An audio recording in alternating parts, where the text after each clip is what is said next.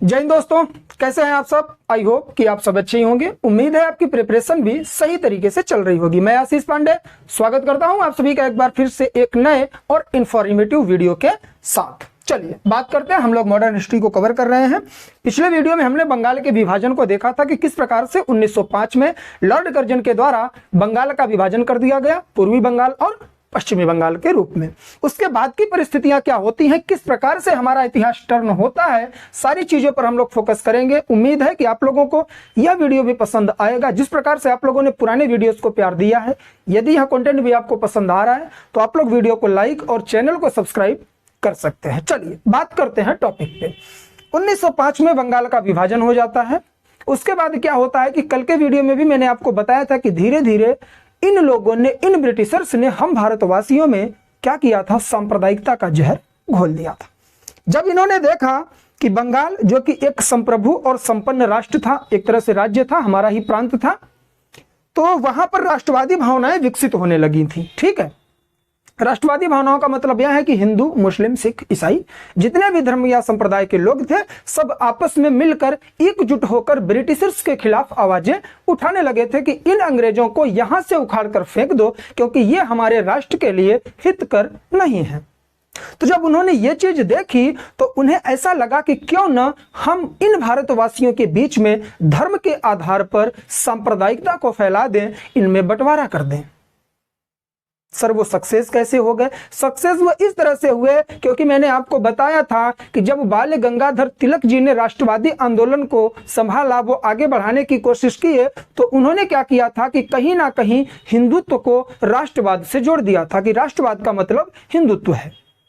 एक ही कारण नहीं था, बहुत सारे कारण थे, और कहीं ना कहीं अशिक्षा, शिक्षा की कमी, समझ की कमी, इन सारी चीजों का फायदा उठाकर ब्रिटिशर्स ने क्या किया कि भारतवर्ष में हिंदुओं और मुसलमानों को अलग करने की कोशिश की और उन्होंने बंगाल का विभाजन कर दिया। बंगाल के विभाजन में उन्होंने बंगाल के दो पार्ट किए। आज का आप जो उड़ीसा और क्या देख रहे हैं, उड़ीसा है आपका और बिहार है, ये भी बंगाल के अंतर्गत आता था और आसाम भी बंगाल के अंतर्गत ही आता था।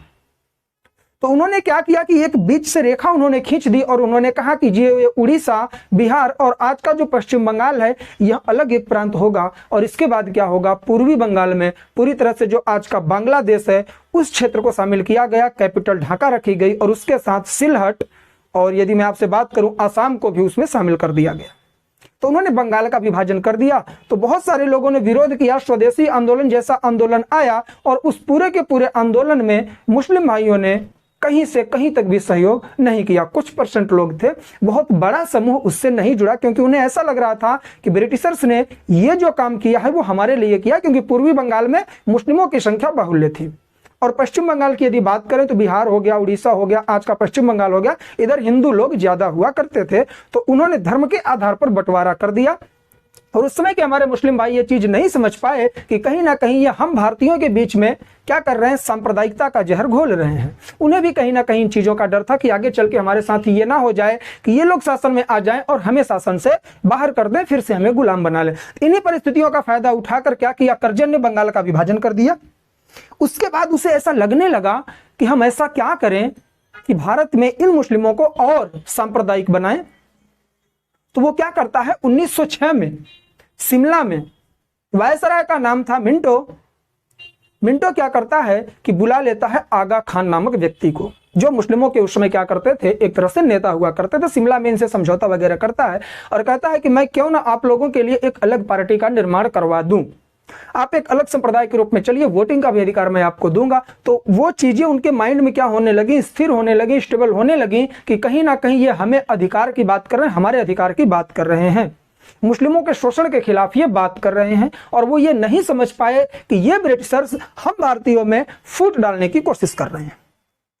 होता क्या है, 1906 में पूरी तरह से क्या किया जाता है, मुस्लिम लीग की स्थापना करवा दी जाती है। मुस्लिम लीग की स्थापना होती है, उसके बाद ये पृथक निर्वाचन की भी मांग करने लग जाते हैं। आगे चल के 1909 के मार्ले मिंटो सुधार में क्या किया गया था कि मुस्लिमों के लिए सांप्रदायिक निर्वाचन या फिर पृथक निर्वाचन की बात को भी उन ब्रिटिशर्स के द्वारा एक्सेप्ट कर लिया गया और यहीं से कहीं ना कहीं पाकिस्तान के निर्माण का बीज रोपित कर दिया गया था, बीज बो दिया गया था। तो बहुत सारी चीजें हैं, ध्यान से समझेंगे। फिर आगे हम बढ़ेंगे तो सूरत में क्या देखेंगे हम कि कांग्रेस का भी विभाजन हो जाता है। सारी चीजों पर फोकस करेंगे। उम्मीद है आप लोगों को मेरा पॉइंट समझ में आया होगा। चलिए मुस्लिम लीग पर चलते हैं। अक्टूबर 1906 में शिमला में एक संगोष्ठी या फिर एक सम्मेलन बुलाता है कौन? मिंटो, उस समय वायसराय था, ठीक है ना, और बुलाता है आगा खां को। आगा खां जो मुस्लिमों का प्रतिनिधित्व किया करते थे, बात हुई आपस में कि एक पार्टी का निर्माण करते हैं, तो 30 दिसंबर 1906 को आगा खां की अध्यक्षता में क्या किया गया? मुस्लिम लीग नामक एक पार्टी का गठन कर दिया गया जो कांग्रेस से अलग थी। ध्यान रखिएगा यहां पर जिन्ना जी का नाम नहीं आ रहा है, ठीक, क्योंकि जिन्ना बाद में जुड़े थे इससे, ठीक। और इसके जो मेन सदस्य थे वो सलीमुल्लाह और मोहसिन उल मुल्क, ये दोनों भी संस्थापक सदस्य के रूप में वहां पर शामिल थे। 3 व्यक्तियों ने मिलकर स्थापना की। आगा खां, सलीमुल्लाह और मोहसिन उल मुल्क ढाका के नवाब हुआ करते थे, ठीक। स्थापना के उद्देश्य इन्होंने क्या रखा कि मुसलमानों की निष्ठा को बढ़ाना। जो ब्रिटिशर्स की सरकार है, जो अंग्रेजों की हम कहेंगे सरकार है, उसके प्रति निष्ठावान रहना इनका कर्तव्य बना। मतलब इन्होंने ये कहा कि हमारे जो मुस्लिम भाई हैं वो इस गवर्नमेंट के लिए कर्तव्यनिष्ठ रहेंगे, ठीक है ना, हम सपोर्ट करेंगे आपको, हमारी निष्ठा आप में बनी रहेगी। दूसरा कि जो मुस्लिमों का राजनीतिक अधिकार है उसकी रक्षा करनी चाहिए हमें, मुस्लिमों को भी राजनीति में लाना है और उसका विस्तार भी करना है। ये पॉइंट मेंस में आप लोगों को लिखने के लिए इंपॉर्टेंट हो सकते हैं। और साथ ही साथ कुछ लोग ऐसे भी थे उसमें जो कह रहे थे कि अन्य धर्म के प्रति जो कटुता है उसको भी कम करने की कोशिश की जाएगी इस पार्टी के माध्यम से। तो पार्टी का निर्माण हो जाता है 30 दिसंबर 1906 में। फिर आगे चल के 1908 में अमृतसर में कांग्रेस का एक अधिवेशन होता है और ये लोग कांग्रेस में ही पृथक निर्वाचन की मांग कर देते हैं कि मुस्लिमों के लिए पृथक निर्वाचन की व्यवस्था की जाए। फिर आता है 1909 में मार्ले मिंटो सुधार। इसके अंतर्गत ब्रिटिशर्स ने क्या किया कि इनके इस डिमांड को मान लिया। देखिए ये कैसे फुट डालने की बात कर रहे हैं कि उन्होंने पृथक निर्वाचन की मांग की और ये ब्रिटिशर्स एक्सेप्ट भी कर लेते हैं कि जी हाँ, आप एक किसी प्रमुख क्षेत्र से या फिर विशेष क्षेत्र से आप चुनाव लड़िए, जहां पर जिसकी बाहुल्यता है मुस्लिमों की खास करके वहीं से चुनाव लड़ेगा, प्रतिनिधि भी मुस्लिम होगा और वोट करने वाले मतदाता भी मुस्लिम ही होंगे। तो इन्होंने पृथक निर्वाचन की मांग को 1909 के मार्ले मिंटो सुधार में एक्सेप्ट कर लिया। Point to be noted my Lord, most important क्या है पॉइंट है आपका कि मुस्लिमों के द्वारा या फिर मुस्लिम लीग के द्वारा की गई पृथक निर्वाचन की मांग को किस अधिनियम में स्वीकार किया गया, किस सन में स्वीकार किया गया? तो 1909 के मार्ले मिंटो सुधार में इसे एक्सेप्ट कर लिया गया, ठीक। आगे बढ़ते हैं। उसके बाद होता है कांग्रेस का कलकत्ता अधिवेशन 1906 में। कांग्रेस का कलकत्ता अधिवेशन 1906 में होता है और इसमें विवाद हो जाता है क्योंकि मैंने आपको बताया कि बंगाल के विभाजन के बाद कहीं ना कहीं 2 गुट कांग्रेस में दिखने लगे थे, एक गरम दल का और एक क्या था? नरम दल का। मैंने आपको बताया भी था कि कांग्रेस के माध्यम से राष्ट्रीय आंदोलन को हम 3 चरण में पढ़ते हैं। 1885 में कांग्रेस की स्थापना से लेकर 1905 में बंगाल के विभाजन तक के कार्य को हम क्या कहते हैं? उदारवादी चरण बोलते हैं। फिर 1905 से लेकर 1919 के मॉन्टेग्यू चेम्सफोर्ड सुधार तक के टाइम पीरियड को हम उग्रवादी चरण बोलते हैं। उसके बाद क्या होता है? महात्मा गांधी जी की एंट्री हो जाती है 1915 में। तो 1919 से लेकर 1947 तक के कांग्रेस के टाइम पीरियड को या फिर भारतीय राष्ट्रीय आंदोलन के टाइम पीरियड को हम क्या कहते हैं? गांधीवादी युग कहते हैं। तो 1905 में बंगाल का विभाजन हो गया था, तो वहीं से कहीं ना कहीं पार्टी में 2 विचार दिखने लगे थे, वैचारिक मतभेद आने लगे थे। तो इस वजह से 1906 में क्या हुआ कि कलकत्ता में कांग्रेस का अधिवेशन रखा गया। अध्यक्ष पद को लेकर विवाद हो गया। गरम दल वाले व्यक्ति कह रहे थे, जो युवा वर्ग के लोग थे, कि हमारे बीच का एक व्यक्ति क्या बनेगा? अध्यक्ष बनेगा। नरम दल वाले कह रहे थे कि हमारे बीच का व्यक्ति अध्यक्ष बनेगा। गरम और नरम दल में विवाद हो जाता है अध्यक्ष पद को लेकर। दादा भाई नौरोजी को इसका अध्यक्ष बना दिया गया और इन्होंने क्या की? स्वराज्य की मांग कर दी। इंपॉर्टेंट पॉइंट है, याद रखिएगा आप लोग, ठीक। फिर होता है 1907 में सूरत का अधिवेशन। अब यहां पर पूरी तरह से क्या, देखिए जब 1906 में इस पर विवाद हुआ, दादा भाई नौरोजी अध्यक्ष बने, तो क्या हुआ? गरम दल और जो हमारा नरम दल था, दोनों में क्या हुआ? दादाजी की क्या करते थे लोग? रिस्पेक्ट करते थे। नाम से ही आपको दिख रहा है Dadabhai Naoroji on British rule in India, ऐसे करके इनकी एक बुक है, आप लोग गूगल करके देख लीजिएगा, पूछी जाती है, ठीक है ना। तो इनके रिस्पेक्ट दोनों तरफ से दी जाती थी। तो इन्होंने क्या किया कि अध्यक्ष बन गए, तो जो गरम दल के लोग थे वो शांत हो गए, नरम दल के लोग भी शांत हो गए और इन्होंने स्वराज्य की मांग कर दी। क्योंकि गरम और नरम दल दोनों की डिमांड या फिर दोनों की जो मैं बात करूं टारगेट था वो था स्वराज्य, लेकिन उनकी क्या थी, अगर मैं बात करूं तरीके उनके अलग थे। नरम दल के लोग चाहते थे कि हम अरुण विनय के माध्यम से ब्रिटिशर्स को यहाँ से हटाएं और स्वराज्य अपनाएं। लेकिन जो गर्म दल के लोग थे उनका कहना था बिना संघर्ष के हम स्वतंत्र नहीं हो सकते हैं, लेकिन टारगेट दोनों का क्या था, स्वराज्य ही था। तो इन्होंने जब स्वराज्य की मांग कर दी तो दोनों दल क्या हुए, ठंडे पड़ गए, इनको एक्सेप्ट कर लिए।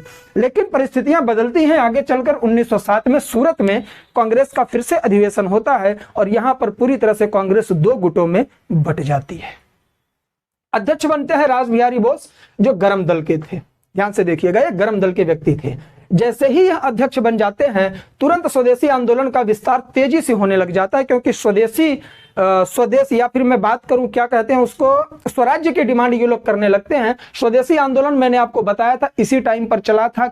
किस लिए? बंगाल विभाजन के प्रतिक्रिया के रूप में स्वदेशी आंदोलन की शुरुआत की गई थी। तो यह पूरी तरह से फैला, लोग स्वदेशी होने लगे, विदेशी वस्तुओं का बहिष्कार करने लग गए थे, इस तरह की चीजें चलने लगी। 1905 में प्रिंस ऑफ वेल्स का स्वागत समारोह किया गया। बहुत सारा धन व्यय किया गया, अकाल वगैरह भी पड़ा था, लेकिन उस पर ध्यान न देते हुए प्रिंस ऑफ वेल्स के स्वागत में हमारे यहाँ का जो उस समय का गवर्नर जनरल था उसके द्वारा बहुत ज्यादा मात्रा में क्या किया गया, पूरी तरह से धन का व्यय किया गया। तो लोगों ने क्या किया, आंदोलन करना शुरू कर दिया और कुछ लोग कांग्रेस के भी इसे सपोर्ट करने लगे, उसके स्वागत समारोह में गए। लेकिन कांग्रेस का विभाजन हो जाता है सूरत के इस अधिवेशन में। 1908 में इलाहाबाद में एक सम्मेलन होता है जिसमें कांग्रेस के लोग कांग्रेस के लिए, देश के लिए नहीं, कांग्रेस पार्टी के लिए नया संविधान बनाने की डिमांड करने लग जाते हैं और इस संविधान को 1908 में मद्रास अधिवेशन में अनुमोदित कर लिया गया, पारित कर लिया गया। कांग्रेसियों के द्वारा कांग्रेस के लिए संविधान बनाया गया। इसके बाद एक महत्वपूर्ण टॉपिक निकल के आ जाता है दिल्ली दरबार। दिल्ली दरबार का मतलब है कि ब्रिटेन से कुछ राजा महाराजा आएंगे, उनका स्वागत किया जाएगा दिल्ली में। ठीक, तो ये पॉइंट इंपॉर्टेंट है। 3 दिल्ली दरबार हैं। तो ये टाइम पीरियड 1908 की बात हो रही है, फिर 1911 में हुआ था, तो साथ में मैं बता दे रहा हूं। लेकिन ये तीसरा दिल्ली दरबार है, याद रखिएगा। पहला यहां पर है, दूसरा सबके बारे में मैं बात करूंगा। आगे मैं दिल्ली षड्यंत्र केस के बारे में भी बात करूंगा। होता क्या है, 12 दिसंबर 1911 को ब्रिटेन का सम्राट जॉर्ज पंचम अपनी महारानी मैरी के साथ भारत आता है। उस समय भारत का जो वायसराय था उसका नाम था हार्डिंग। नाम याद रखिएगा। प्रथम दिल्ली दरबार के समय कौन वायसराय था, जैसे कि मैंने यहां पर लिखा है लिटन, दूसरे में कर्जन और तीसरे में कौन था, हार्डिंग। ठीक है ना। हार्डिंग क्या करता है, इनका स्वागत करता है और इसमें क्या किए गए, तो बंगाल विभाजन को रद्द किया गया, जो 1900 कब हुआ था, 1905 में जो बंगाल का विभाजन हुआ था लॉर्ड कर्जन के द्वारा किया गया था, उसको रद्द कर दिया गया। उड़ीसा और बिहार अलग प्रांत बनाए गए, असम भी सिलहट के साथ मिलकर एक अलग प्रांत बना। ठीक है। राजधानी मोस्ट इंपॉर्टेंट, 1911 में तक राजधानी क्या थी, पूरी तरह से कलकत्ता हमारे देश की कैपिटल हुआ करती थी। जी हां, लेकिन 1911 में इसे ट्रांसफर करके क्या कर दिया गया, दिल्ली में लाया गया। और लागू कब से हुई, 1912 में यह लागू हो गई दिल्ली भारत की राजधानी। तो ये काम किए गए, उड़ीसा बिहार अलग बने, असम व सिलहट को मिलाकर एक नया प्रांत बना दिया गया। तो ये काम हुए। तृतीय दिल्ली दरबार की हम लोग बात कर रहे हैं, क्योंकि जैसे ही मद्रास, इस समय इनका विभाजन हो चुका है, कांग्रेसी आपस में लड़ रहे हैं, तो उसी समय यह आता है और बंगाल विभाजन को रद्द कर देता है, क्योंकि राष्ट्रवादी आंदोलन का प्रभाव, स्वदेशी आंदोलन का प्रभाव वहां तक भी पहुंच गया था। अब हम थोड़ा दिल्ली दरबार को समझते हैं। पूछा जाता है प्रथम दिल्ली दरबार कब हुआ, वायसराय कौन था। तो प्रथम दिल्ली दरबार 1877 में हुआ। लिप्टन के टाइम पीरियड में महारानी विक्टोरिया को भारत की साम्राज्ञी घोषित किया गया। ठीक है, भारत की साम्राज्ञी मतलब भारत की महारानी घोषित किया गया विक्टोरिया को। किस दिल्ली दरबार में, प्रथम दिल्ली दरबार में। उसी समय विक्टोरिया को कैसर ए हिंद की भी उपाधि दी गई। दक्षिण भारत में अकाल पड़ा हुआ था और इसमें बहुत ज्यादा मात्रा में धन व्यय किया गया, लोगों ने इसका विरोध किया। दूसरा दिल्ली दरबार की यदि मैं बात करूं, 1903 में होता है। कर्जन के टाइम पीरियड में सम्राट एडवर्ड सप्तम इसके ताजपोशी की, अब सोचिए कि ब्रिटेन में ये लोग सम्राट बन रहे हैं, शासक बन रहे हैं, और भारत में आकर इनकी ताजपोशी की घोषणा हो रही, लोग यहाँ पर भी जश्न मना रहे हैं। और इन्हीं सब चीजों का रिजल्ट था क्या, दिल्ली षड्यंत्र केस। ठीक, तो पहला आपने देख लिया, महारानी विक्टोरिया भारत की साम्राज्ञी घोषित हुई, कैसर हिंद की उपाधि दी गई और लिटन के टाइम पीरियड पर आई। दूसरा दिल्ली दरबार 1903 में हुआ। कर्जन के टाइम पीरियड में सम्राट एडवर्ड सप्तम की ताजपोशी की घोषणा की गई। तीसरा दिल्ली दरबार 12 दिसंबर 1911 को लगा। सम्राट जॉर्ज पंचम और महारानी मैरी भारत आती हैं। तीसरे दिल्ली दरबार में बंगाल विभाजन को रद्द किया जाता है, दिल्ली को राजधानी बनाया जाता है कलकत्ता की जगह। जैसे ही दिल्ली को राजधानी बनाया जाता है तो दिल्ली में क्या होता है, जो हमारा वायसराय था हार्डिंग, वो एक क्या शोभा यात्रा निकालता है, जैसे आज के राजनेता भी निकालते हैं ना, सड़क पे रोड मार्च करते हैं, ये भी रोड मार्च निकालता है, हाथी पे बैठ के क्या करता है, यह आगे बढ़ता रहता है। इसी जश्न को मनाने के लिए 23 दिसंबर 1912 को तो हार्डिंग पर क्या किया गया, बम फेंक दिया गया और वो घायल हो गया। ठीक, कहा जाता है कि वसंत विश्वास जो व्यक्ति थे, इनकी प्रमुखता इसमें ज्यादा थी। नेतृत्व रास बिहारी बोस ने किया और सचिन चंद्र सान्याल है, ये सही कर लीजिएगा आप लोग, सचिन चंद्र सान्याल और रास बिहारी बोस ने नेतृत्व किया। इस पूरे बम कांड को, हार्डिंग पर बम फेंका गया और इसमें 4 लोगों को पकड़ लिया गया और इन्हें फांसी की सजा सुना दी गई। वसंत विश्वास, अवध बिहारी, अमीर चंद और बालमुकुंद, इन 4 व्यक्तियों को दिल्ली षड्यंत्र केस के आरोप में आरोपी के तौर पर गिरफ्तार किया गया और इन्हें फांसी की सजा दी गई। नेतृत्वकर्ता रास बिहारी बोस, सचिन चंद्र सान्याल, ये दोनों व्यक्ति यहां से बच के निकल गए। तो दिल्ली षड्यंत्र केस हुआ क्यों? तीसरे दिल्ली दरबार में जब राजधानी यहां ट्रांसफर की गई दिल्ली कलकत्ता से, तो उसके जश्न को मनाने के लिए हार्डिंग के द्वारा रोड मार्च किया जाता है। सड़क पर क्या निकाला, जुलूस निकाला जाता है। लोग छतों पे खड़े होकर, महिलाएं छतों पर खड़े होकर क्या कर रही थी, इसका आनंद ले रही थी, देख रही थी। वो हाथी पर बैठा था, बहुत सारे गार्ड, बहुत सारी सिक्योरिटी में जा रहा था, लेकिन इन्हीं क्रांतिकारियों के बीच में से एक व्यक्ति ने महिला का पोशाक पहना, महिलाओं के साथ छत पे चला गया, वहां से उन्होंने बम फेंक दिया। कहते हैं कि महावत की मृत्यु हो गई थी और ये पूरी तरह से घायल हो गया था हार्डिंग। तो इस तरह से दिल्ली षड्यंत्र केस भी आपने समझा, दिल्ली के तीनों दरबार आपने समझा, साथ ही आपने समझा कि मुस्लिम लीग की स्थापना क्यों की गई, किस प्रकार की गई, संस्थापक कौन था, और आपने ये भी देखा कि किस प्रकार से सूरत के अधिवेशन में कांग्रेस का विभाजन किया गया। अब आगे चलेंगे और इंपॉर्टेंट टॉपिक आएंगे, कल के वीडियो में शानदार तरीके से समझेंगे। उम्मीद है आपको मेरा ये प्रयास पसंद आया होगा। यदि ये प्रयास पसंद आया है तो आप लोग वीडियो पर कमेंट करना नहीं भूलेंगे। यदि कोई मिस्टेक हो रही है वो भी आप लोग कमेंट कर सकते हैं, क्योंकि वी आर नॉट गॉड, हमसे भी गलतियां हो सकती है, हम लोग भगवान नहीं है, ठीक है ना। कोशिश यही है कि 100% कोशिश है कि कोई मिस्टेक ना हो। यदि आपके पकड़ में कुछ चीजें आती हैं, अगर मुझसे गलत तरीके से मैं बोल गया हूं तो मैं क्षमा भी चाहूंगा। बाकी आप लोग वीडियो को एंजॉय करिए, अपने प्रिपरेशन को करते रहिए। मिलेंगे नेक्स्ट वीडियो में, तब तक के लिए जय हिंद, जय भारत, बाय बाय। आप लोग अपना ख्याल रखें और इसी तरह से प्रिपरेशन करते रहें।